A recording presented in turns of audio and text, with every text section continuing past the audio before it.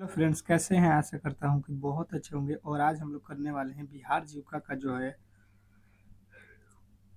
Full model paper, यानी कि prestige set. जैसे कि आप लोगों को डेली ही मैं शाम को 8 बजे कराता हूं, जिसमें पूरे के पूरे एक पेपर सॉल्व कराता हूं, जिसमें टोटल आपके 70 क्वेश्चन होते हैं। ठीक है, जैसे कि जो डेली क्लास करते हैं उनको बिल्कुल ही यहाँ पे मालूम है। ठीक है, और जो क्लासेज नहीं कर रहे हैं यहाँ पे, तो बिल्कुल ही आपको याद रखना है कि ये क्लासेज आपको डेली ही शाम में 8 PM पे मिलेगा, और पूरा का पूरा एक पेपर मिलेगा। ठीक है, अगर इन पेपरों को आप तैयार कर लेते हो, ठीक है, और इसमें अगर आपके अच्छे स्कोर आ रहे हैं, तो 100% समझिए कि अगर आप प्रश्न अगर कुछ भी हो जाए तो प्रश्न इससे बाहर नहीं आएगा। अगर आपके जो क्लासेज में करा रहा हूँ, तो ये देखिए पूरे के पूरे सिलेबस को करा रहा हूँ। ऐसा नहीं है कि कुछ भी आपको पढ़ा दे रहा हूँ। देखिए आपके टॉपिक वाइज हर एक टॉपिक से प्रश्न लिया गया है। जैसे आप यहाँ पे दिख रहे हो, विषय ज्ञान सब्जेक्ट नॉलेज के प्रश्न है।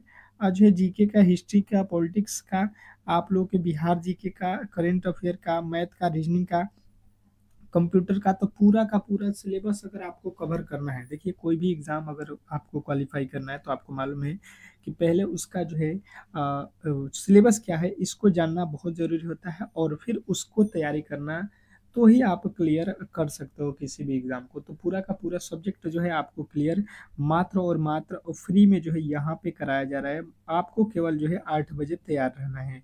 तो प्लीज़ आप लोगों से रिक्वेस्ट रहेगा कि जो भी मेरे दोस्त इस बार सिलेक्शन लेना चाहते हैं, तो आपके पास बहुत सुनहरा मौका है।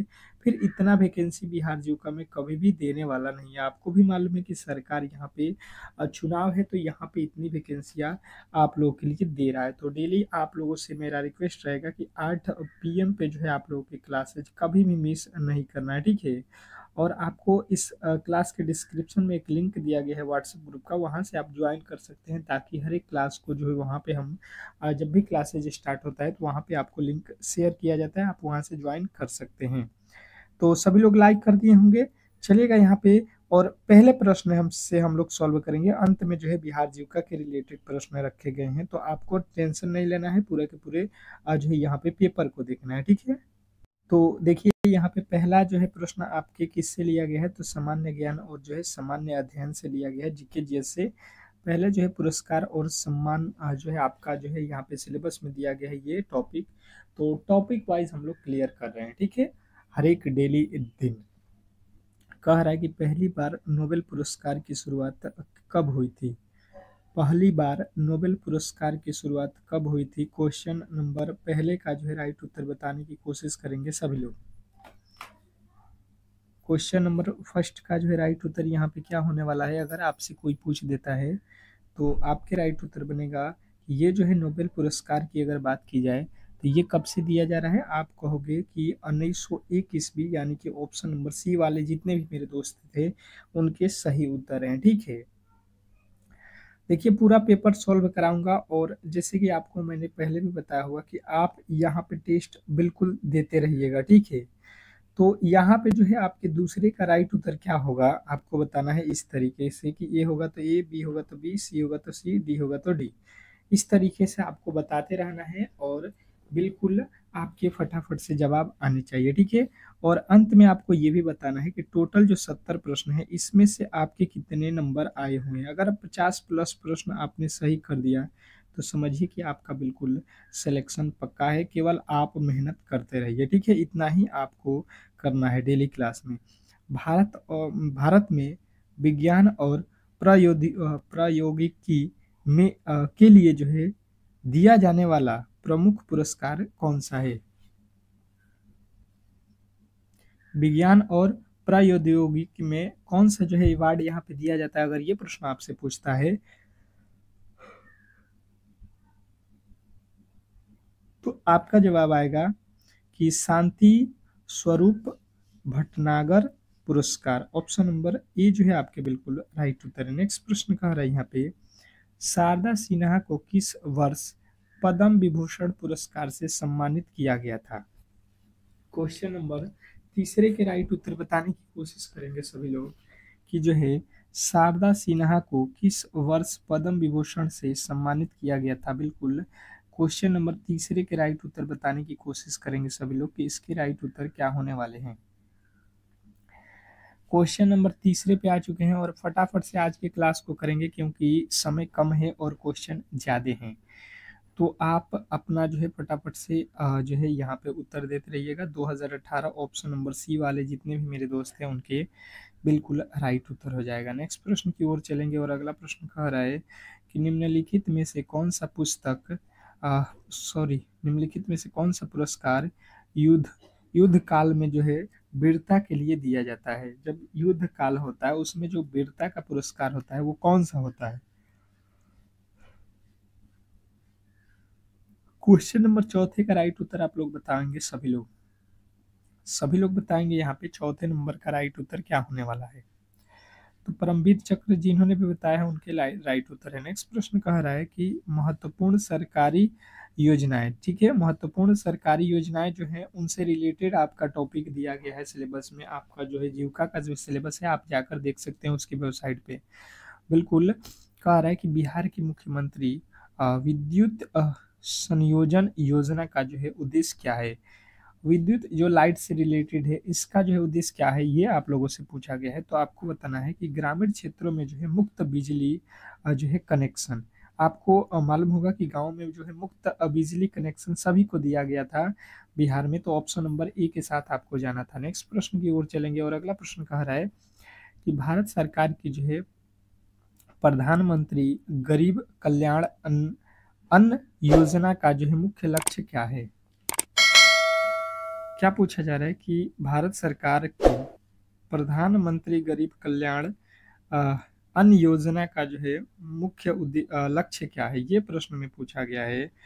और अगर आपसे छठे नंबर प्रश्न की बात की जाए तो जिन्होंने बताया है कि मुफ्त अनाज वितरण, ऑप्शन नंबर अगर ए को चुना है तो बिल्कुल राइट उत्तर है। नेक्स्ट प्रश्न की ओर चलेंगे और अगला प्रश्न आपके सामने कह रहा है यहाँ पे कि बिहार की मुख्यमंत्री स्वयं सहायता भत्ता योजना का जो है लाभ किसे मिलता है। बिहार में जो है मुख्यमंत्री स्वयं सहायता भत्ता योजना जो है उसका लाभ किसे मिलता है, ये प्रश्न में पूछा गया है। Question number 7। तो 7वें नंबर प्रश्न के राइट उत्तर आपके आने चाहिए। तो 7वें नंबर में जिन्होंने बताया है कि बेरोजगार युवाओं को, तो बिल्कुल राइट उत्तर हो जाएगा option number A. Option number A वाले जितने भी मेरे दोस्त हैं उनके 100% सही उत्तर है। नेक्स्ट प्रश्न कह रहा है कि भारत सरकार की जो है प्रधानमंत्री कौशल विकास योजना कब शुरू हुई थी। भारत सरकार की प्रधानमंत्री कौशल विकास योजना की शुरुआत कब हुई थी। क्वेश्चन नंबर 8वें के जो है राइट उत्तर बताने की कोशिश करेंगे सभी लोग। क्वेश्चन नंबर 8 आपके सामने है और इसके राइट उत्तर आप लोगों के आने चाहिए। तो जिन्होंने बताया है कि 2015 ऑप्शन नंबर बी, तो बिल्कुल राइट उत्तर हो जाएगा, इसमें किसी तरीके के डाउट नहीं होना चाहिए। नेक्स्ट प्रश्न कह रहा है कि आधुनिक भारत का इतिहास, प्रश्न का टॉपिक क्या है कि आधुनिक जो है भारत के इतिहास से प्रश्न को रखा गया है। कह रहा है कि भारत में जो है मुद्दिमान समिति कब जो है गठित हुआ। आपको पूरे के पूरे सब्जेक्ट कराऊंगा, आप केवल अंत तक बने रहिए, ठीक है। केवल आप क्लास को देखते रहिए, पूरा का पूरा जो है सब्जेक्ट मिलेगा आप लोगों को। तो भारत में मुद्दिमान समिति का जो है कब गठित हुआ, तो अगर ये प्रश्न आपसे पूछ ले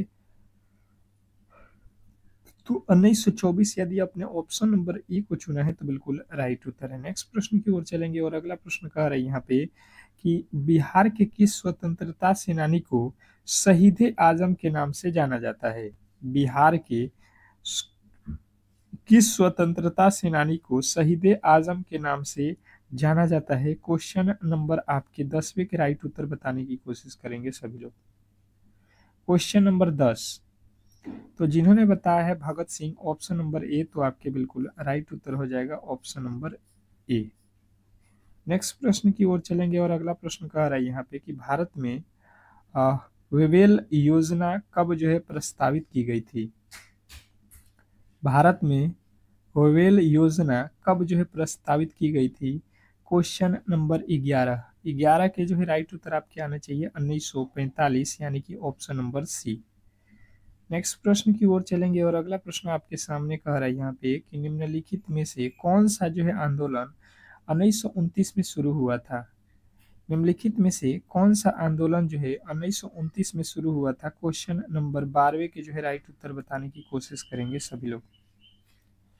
क्वेश्चन नंबर 12 यानी कि अगर आपने बताया है पूर्ण स्वराज जो है मांग, तो बिल्कुल राइट उत्तर है। नेक्स्ट प्रश्न कह रहा है यहाँ पे राष्ट्रीय और अंतर्राष्ट्रीय संगठन, राष्ट्रीय और अंतर्राष्ट्रीय संगठन आपके यहाँ पे क्वेश्चन इससे रिलेटेड प्रश्न आपके मिलेंगे कि विश्व बैंक का जो है मुख्यालय कहाँ है? विश्व बैंक का जो है मुख्यालय क्या है? क्वेश्चन नंबर 13वें के राइट उत्तर बताएंगे। तो जिन्होंने भी बताया है वाशिंगटन डीसी यानी कि ऑप्शन नंबर ए, तो बिल्कुल राइट उत्तर है। नेक्स्ट प्रश्न देखेंगे आप लोगों के सामने, कह रहा है कि निम्नलिखित में से कौन सा जो है संगठन अंतर्राष्ट्रीय शांति से संबंधित है?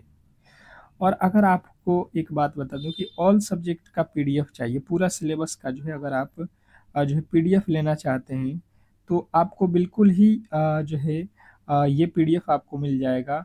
बिल्कुल एक बार आप बिल्कुल इसको पढ़ लो, पूरा का पूरा सिलेबस क्लियर हो जाएगा। आपको किसी भी प्रकार के क्वेश्चन ऐसा नहीं होगा जो आप एग्जाम हॉल में यहाँ से ना पूछा जाए। तो मात्र 50 रुपया इसका प्राइस रहेगा और आपको इस नंबर पे व्हाट्सएप करना है अगर आपको लेना है तो, ठीक है।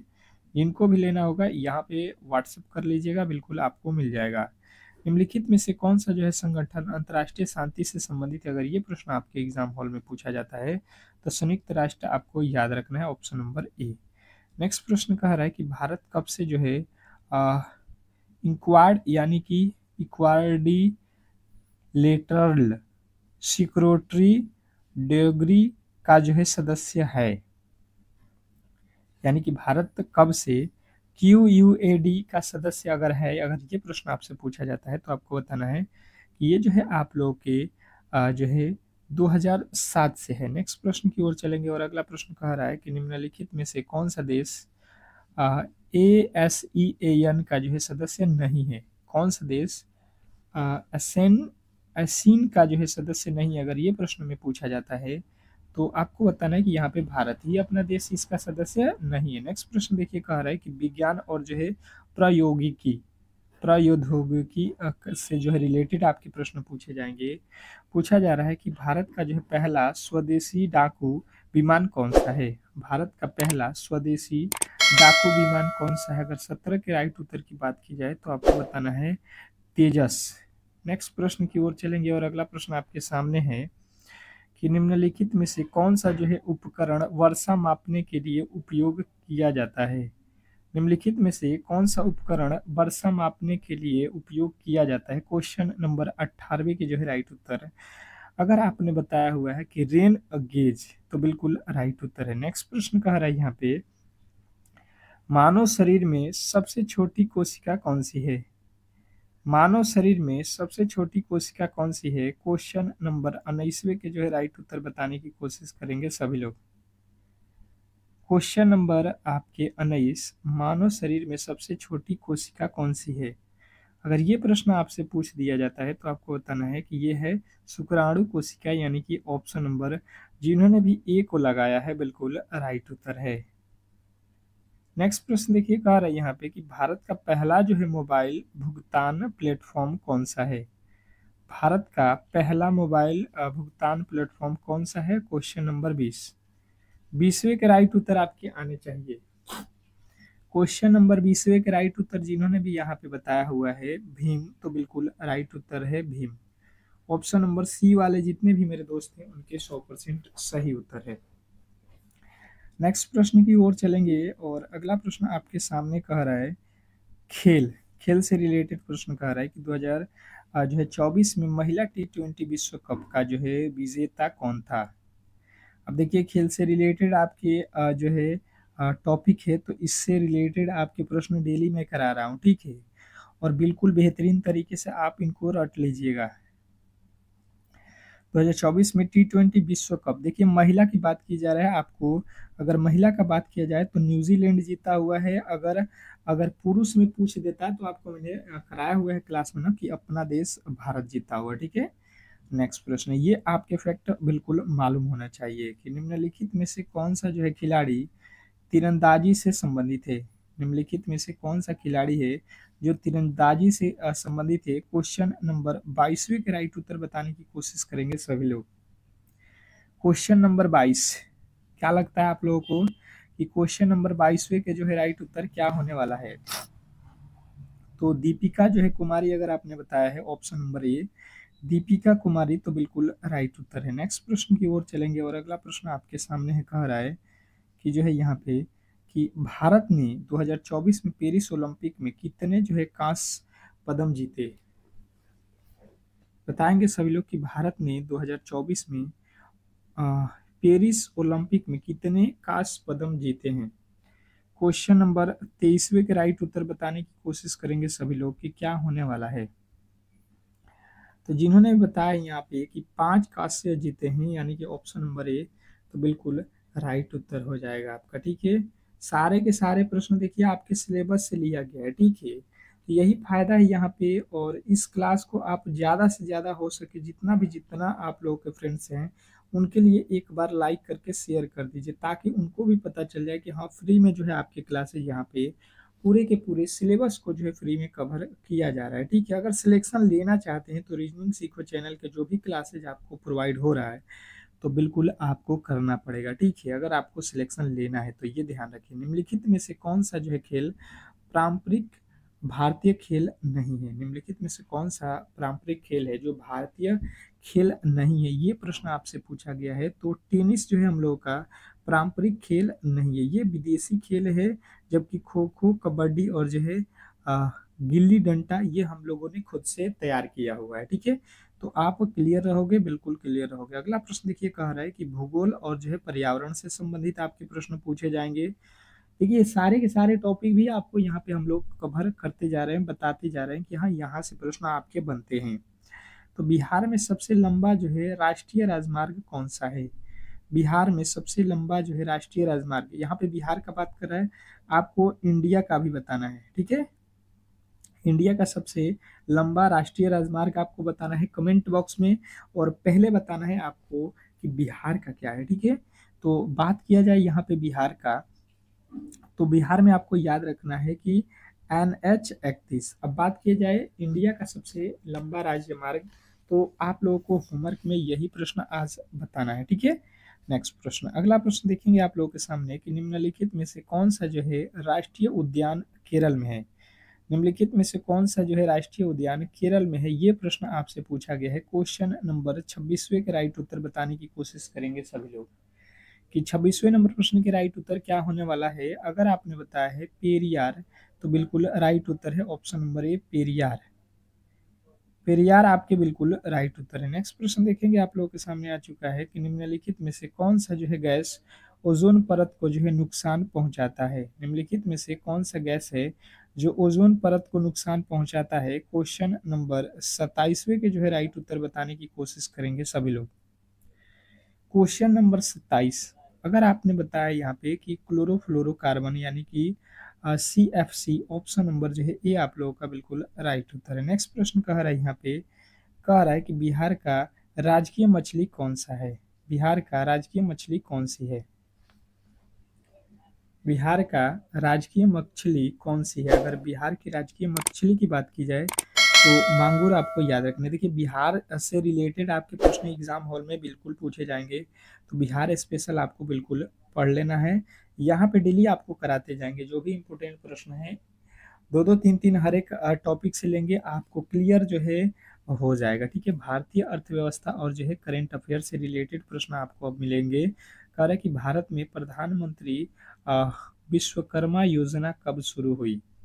भारत में प्रधानमंत्री विश्वकर्मा योजना कब शुरू हुई? क्वेश्चन नंबर 29, और 29वें के राइट उत्तर यदि आपने बताया है यहाँ पे कि 2023, तो बिल्कुल राइट उत्तर है। नेक्स्ट प्रश्न की ओर चलेंगे और अगला प्रश्न कह रहा है कि भारतीय अर्थव्यवस्था और करंट अफेयर, ये तो दोबारा से रिपीट हो गया ना।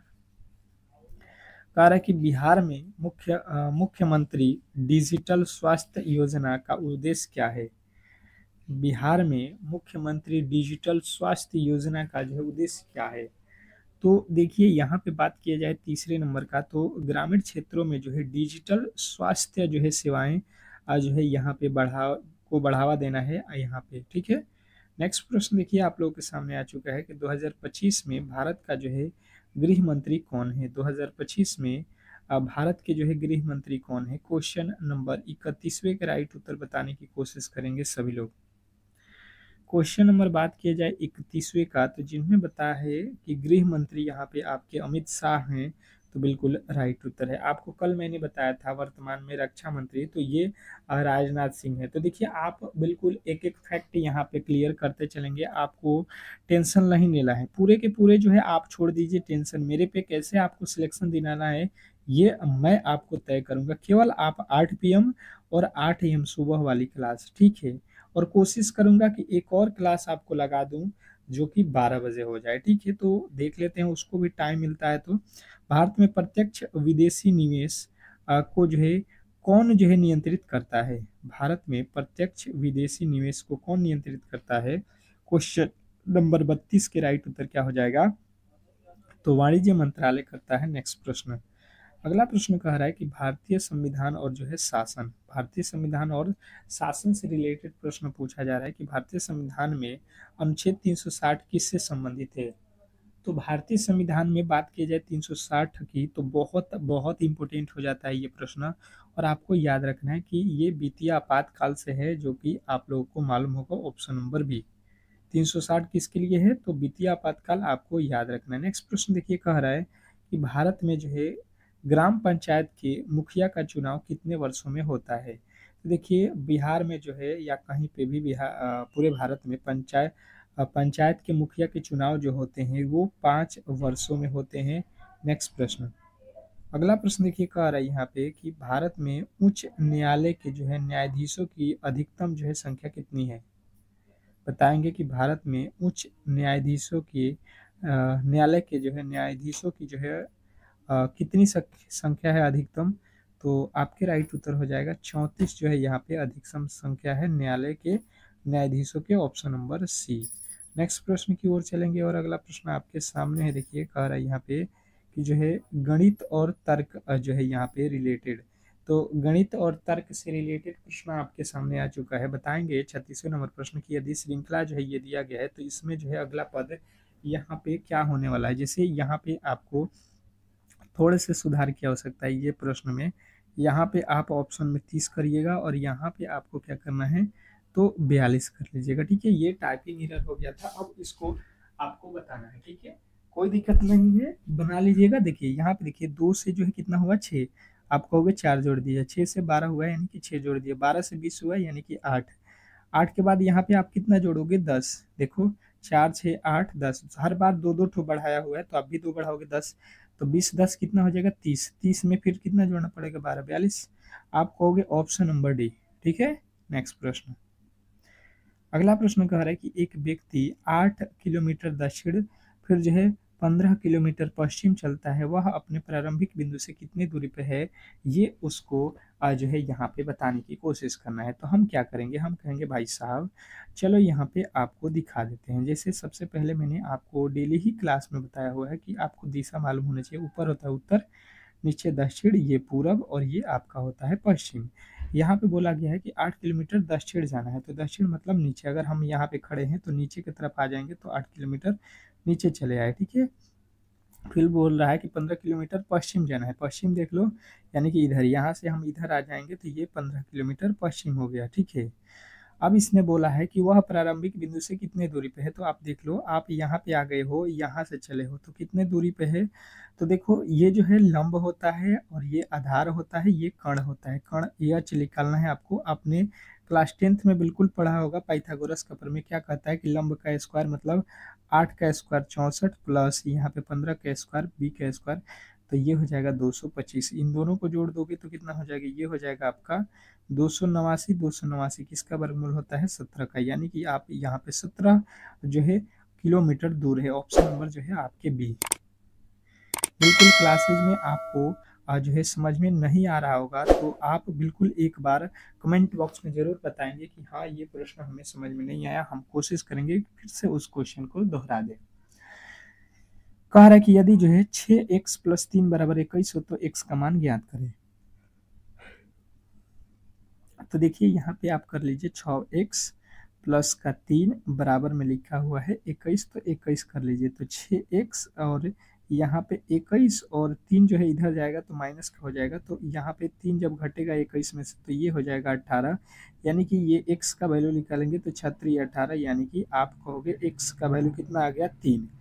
x का वैल्यू 3 अगर आपने बताया है ऑप्शन नंबर बी, तो बिल्कुल राइट उत्तर है, इसमें किसी तरीके के डाउट नहीं होना चाहिए। नेक्स्ट प्रश्न कह रहा है कि एक वस्तु को 25% के छूट पर 600 रुपया में बेचा जाता है, तो उसका जो है मूल्य जो है आपको बताना है कि उसका जो है दाम कितना है। ठीक है, अब ये मैथ के प्रश्न है, आपको मैंने पहले भी बताया हुआ है क्लास में कि देखिए मान लेते हैं कि 100 रुपये का मैंने कोई वस्तु किना, तो 25% का यहाँ पे क्या देना है, छूट। मतलब हम जो है यहाँ पे कोई वस्तु का दाम अगर 25 रुपया है, 50 रुपया है, तो 25% का छूट दे देंगे, यानी कि आपको मैं 75 रुपया में ही दूंगा, तभी तो 25% छोड़ दिया हूँ। उसने बोला है कि नहीं 600 रुपया में यहाँ पे आप बेच रहे हो, तो हमने तो यहाँ पे दाम मालूम है 600 रुपये, इसने बोला कि नहीं आप तो 75% में दे रहे हो, तो 75% और बोला गया है, तो इसका जो है मूल्य अज्ञात करना, तो मूल्य कौन सा है, ये है ना, इतना में तो हम बेच रहे हैं, तो हमें निकालना है मूल्य। इसका मूल्य कितना रखा गया था, तो 100 रखा गया था, कितने में बेच रहे हैं, 75 में, यहाँ से निकाल दो।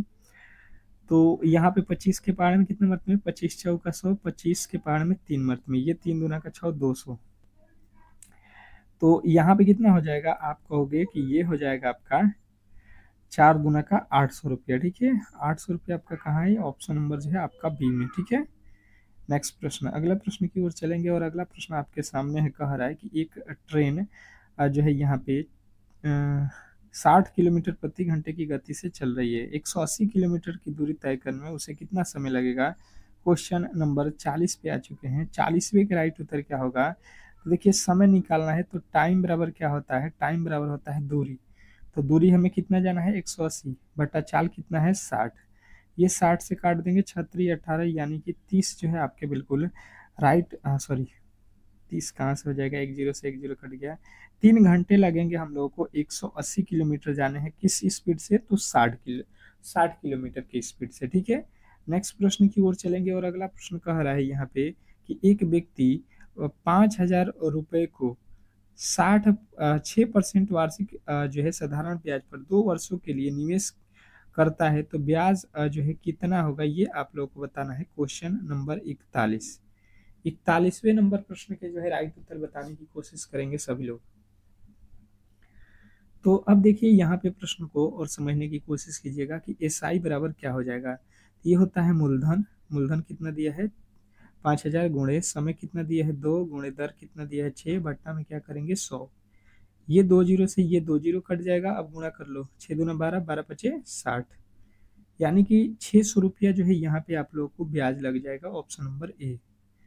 नेक्स्ट प्रश्न की ओर चलेंगे, और अगला प्रश्न कह रहा है कि दो संख्याओं का अनुपात 4:5 है और इनका जो है योग 45 है, तो छोटी संख्या क्या होगा। अब बताइएगा कि दो संख्याओं का अनुपात यहाँ पे दिया गया है 4:5 और उनका जो है योग 45 है, तो आपको बताना है छोटी संख्या। तो सबसे पहले आप देखो कि लिखा क्या गया है, एक दिया गया है संख्या 4x, एक दिया गया है 5x, इन दोनों को हम जोड़ लेते हैं तो कितना हो जाएगा, ये हो जाएगा 45।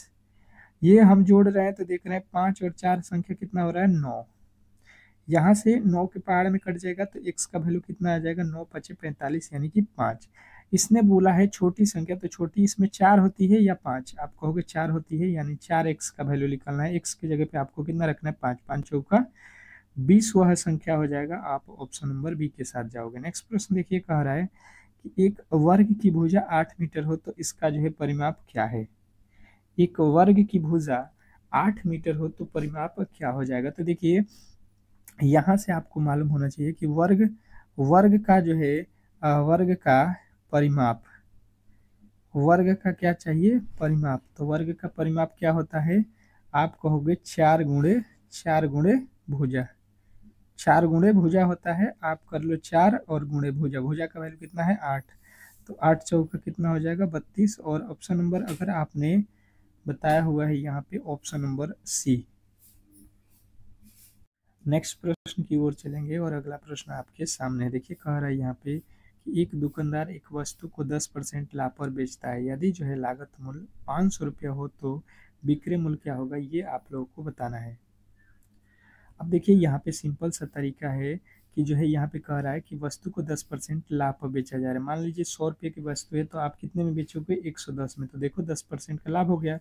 इसने बोला है कि लागत मूल्य मतलब किने हो आप जो है 500 रुपये में, तो बेचोगे कितना में, तो हम देख रहे हो बेच रहे हैं 110 में। कितने का, किन के, 100 का। तो यहाँ से एक जीरो, दो जीरो से दो जीरो काट दो, 11×5=55, यानी 550 रुपये में आप बेचोगे तो 10% का लाभ हो जाएगा। सिंपल सा लॉजिक आपको यहाँ पे समझना था। नेक्स्ट प्रश्न देखिए, यहाँ पे कह रहा है यदि एक व्यक्ति 15 किलोमीटर प्रति घंटे की गति से साइकिल चला रहा है तो यहाँ पे 45 किलोमीटर की दूरी तय करने में कितना समय लगेगा, ये आप मुझे बताने की कोशिश करेंगे, ये प्रश्न का कहना है।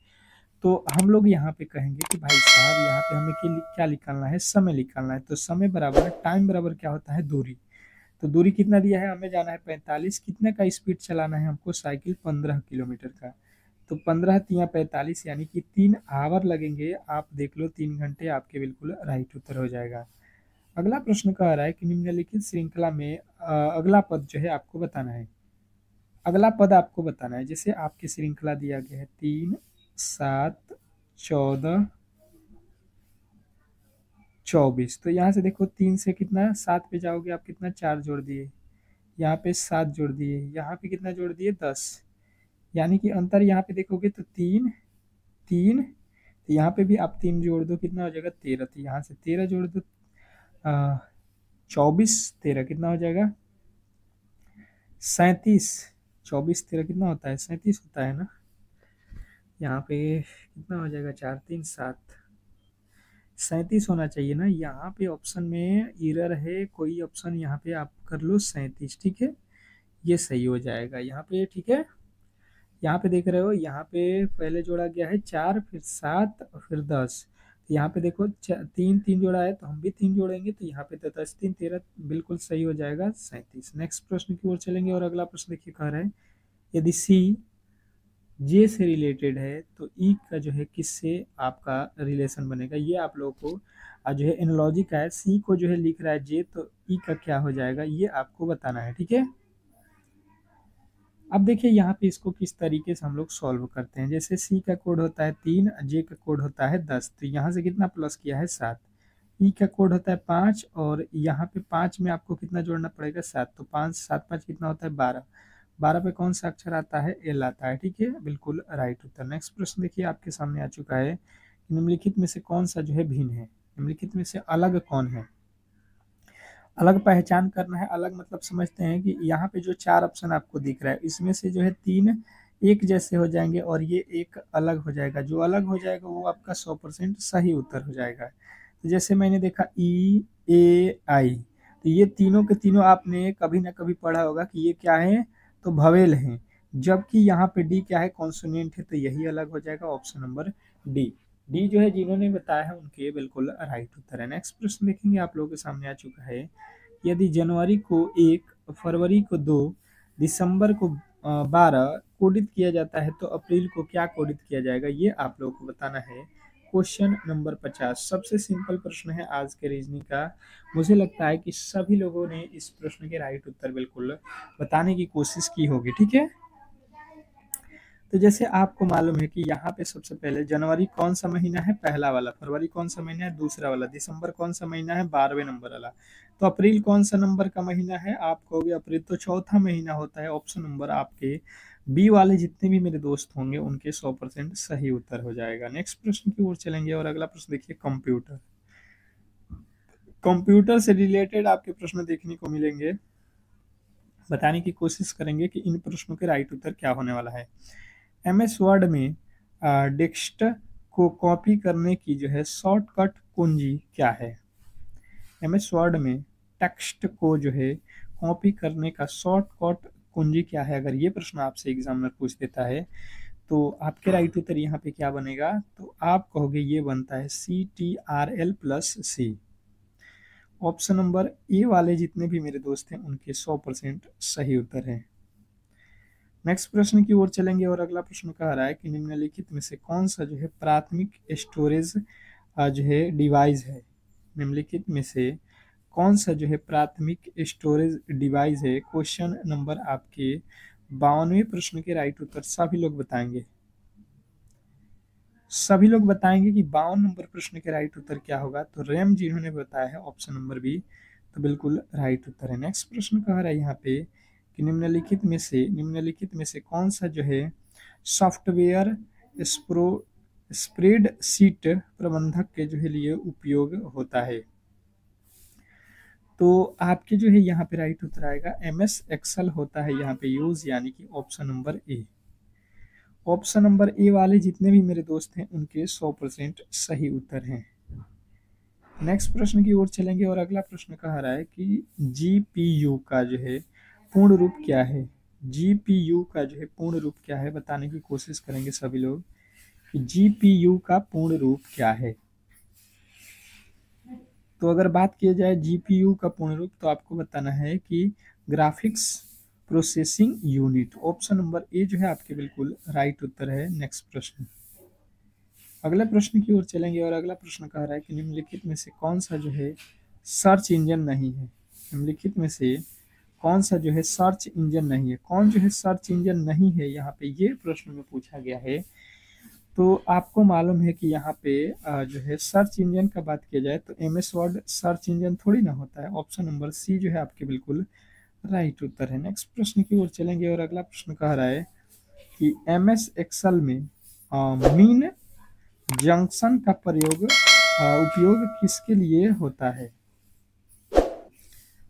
तो आप कहोगे कि ये जो होता है आपके क्या होता है जो है न्यूनतम मान निकालने के लिए। ठीक है, ऑप्शन नंबर ए जो है आपके बिल्कुल राइट उत्तर है। नेक्स्ट प्रश्न कह रहा है कि MS एक्सेल में, ये तो अभी हम लोगों ने कर लिया।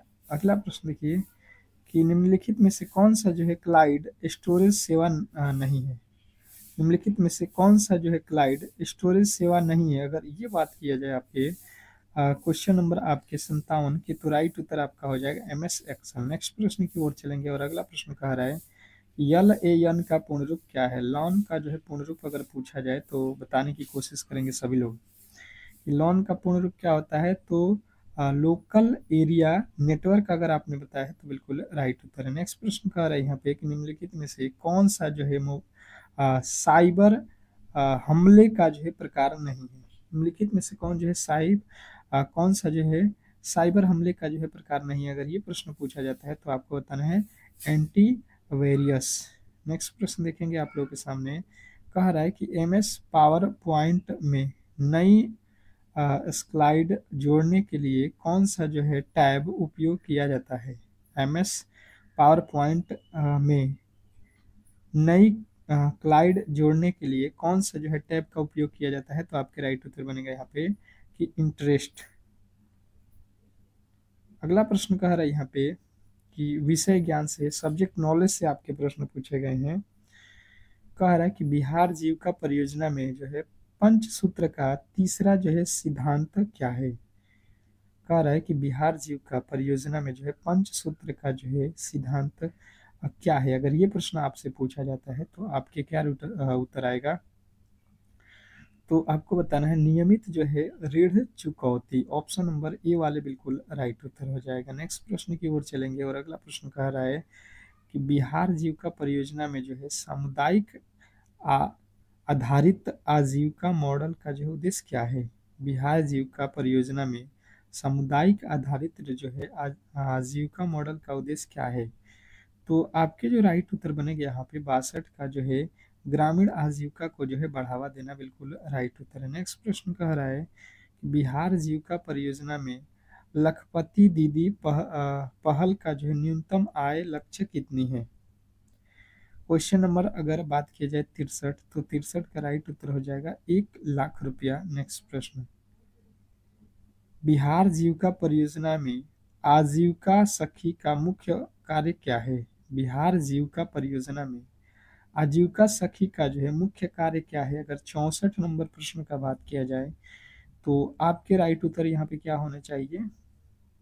क्वेश्चन नंबर 64 के अगर आपने बताया है SHG को जो है प्रशिक्षण और जो है सहायता करना, ऑप्शन नंबर ए आपके बिल्कुल राइट उत्तर हो जाएगा। नेक्स्ट प्रश्न की ओर चलेंगे और अगला प्रश्न कह रहा है कि बिहार जीविका परियोजना में जो है सामुदायिक जो है निवेश कोष का जो है उपयोग किसके लिए होता है।